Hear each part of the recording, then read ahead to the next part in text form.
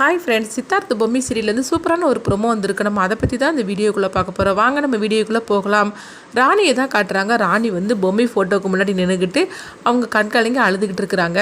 நாளைக்கு எனக்கும் இச்சாதாரிக்கும் நடக்க போகிற போராட்டத்தில் எனக்கு வந்து நீ தாக்க துணையாக இருக்கணும் அப்படின்னு சொல்லிட்டு அவங்க கண்கலங்குறாங்க.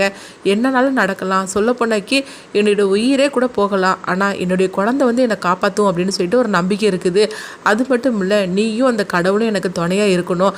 உங்களெல்லாம் நம்பி தான் இந்த விஷயத்திலே நான் இறங்கியிருக்கேன் அப்படின்னு சொல்லிட்டு அவங்க கண் கலங்கி பேசிகிட்டு இருக்கிறாங்க. இங்கே பார்த்தோம்னா லேக்காவாக தான் இச்சாதாரியாக தான் காட்டுறாங்க. அவங்க வந்து அவங்க இருக்கிற அந்த கோயிலுக்கு போய் அவங்க வந்து வேண்டிக்கிட்டு இருக்கிறாங்க.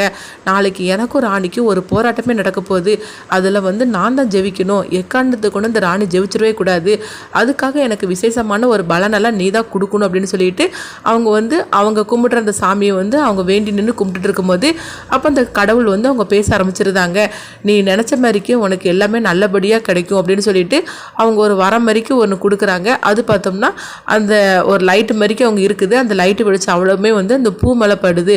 உடனே வந்து அந்த பூவை வந்து லேக்கா வந்து அவங்க எடுக்கிறாங்க, அள்ளி எடுக்கிறாங்க.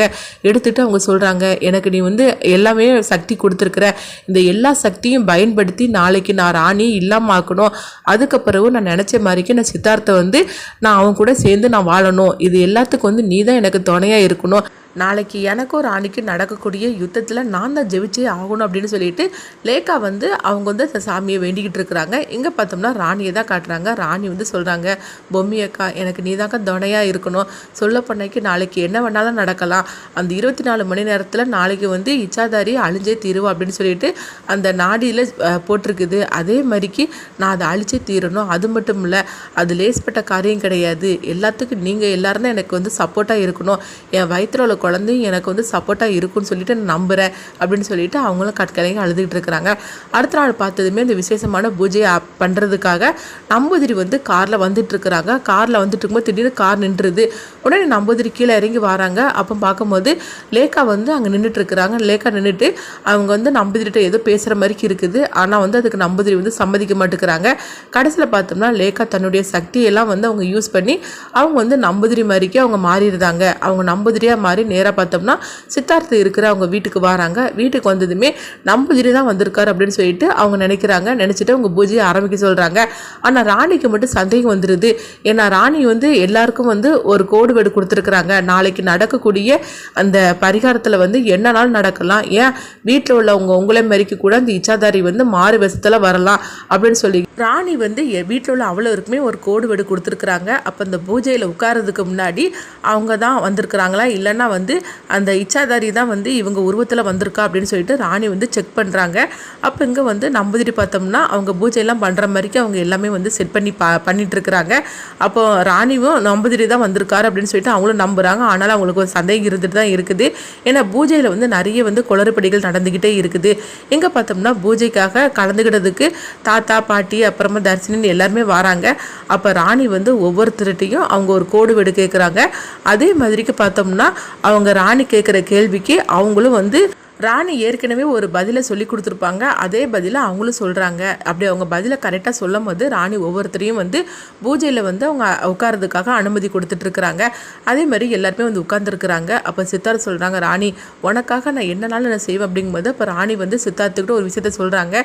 இதனால் சித்தார்த்து வந்து அங்கே செய்து முடிக்கிறதுக்காக அவங்க அங்கேருந்து கிளம்புற மாதிரி காட்டுறாங்க. ஆனால் அவங்க என்ன சொன்னாங்கன்னு சொல்லி நம்மளுக்கு தெரியல. அடுத்து பார்த்தோம்னா பூஜையில் கலந்துக்கிட்டதுக்காக எல்லாமே ஏற்பாடுங்க நடந்துகிட்ருக்கு.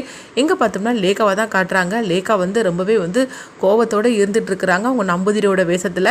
அப்போ ராணிக்கு வந்து அது அவங்க பண்ண கொஞ்சம் கொஞ்சமாக சந்தேகம் வந்துட்டே இருக்குது. இது உண்மையிலே நம்பூதிரி கிடையாது. இது சொல்ல போனாக்கி இது அந்த இச்சாதாரி தான் வந்து நம்பூதிரி மாதிரிக்கு மாறு வேஷத்தில் வந்திருக்காங்க அப்படின்னு சொல்லிட்டு ராணி ஒரு கட்டத்தில் வந்து அவங்க உண்மையை கண்டுபிடிச்சிருந்தாங்க. அதுக்கு அடுத்தது பார்த்தோம்னா ராணியும் இச்சாதாரி தான் காட்டுறாங்க. அப்போ வந்து இச்சாதாரி சொல்லுது, நீ ராணி என்னை வந்து நீ எதுவுமே சேர்த்துட முடியாது அப்படின்னு சொல்லிட்டு இருக்கும்போதே அது உண்மையான உருவத்தை வந்து வந்து எடுத்துருது. அப்போ பார்க்கும்போது லேக்காவே வந்துடுதாங்க.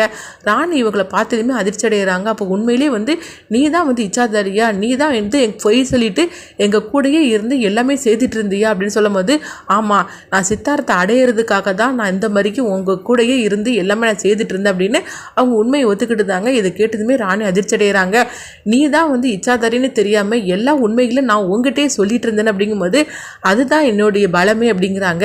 என்னை நம்ப வச்ச பத்தியா அப்படின்னு சொல்லும் போது அப்போ ராணி சொல்கிறாங்க, இப்படி கூட இருந்துக்கிட்டே இப்படி துரோகம் பண்ணிட்டியே, நீலாம் வந்து ஒரு மனுஷியன்னு கேட்கும்போது நான் தான் மனுஷியே கிடையாது இச்சாதாரியாச்சு அப்படிங்கிறாங்க.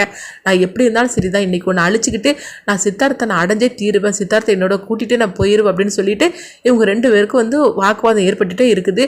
ஒரு கட்டத்தில் பார்த்தோம்னா ராணி வந்து இச்சாதாரி கூட சண்டையே போடுறாங்க. அப்படி சண்டை போட்டுட்டு இருக்கும்போது ராணி வந்து இச்சாதாரியோட அந்த ஆயுட்காலத்தை முடிச்சிருந்தாங்க.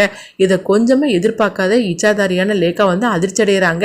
சொன்ன மாதிரியே உன் கையாலேயே எனக்கு வந்து என்னுடைய ஆயுட்காலம் வந்து முடிய போகுது, இதை நான் கொஞ்சமே எதிர்பார்க்கவே இல்லை.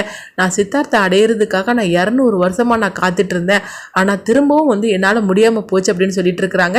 இந்த மாதிரி தான் இந்த கதையை எடுத்துகிட்டு போகிறாங்க. அடுத்து என்ன நடக்கும் சொல்லி இந்த மாதிரி தான் இந்த கதையை எடுத்துகிட்டு போகிறாங்க. அடுத்து என்ன நடக்கும்னு சொல்லிட்டு நீங்கள் நினச்சிங்கன்னா உங்கள் கருத்துக்களை வந்து கமெண்ட் பாக்ஸில் கமெண்ட் பண்ணுங்கள். நம்ம இன்னொரு வீடியோவில் சந்திக்கலாம்.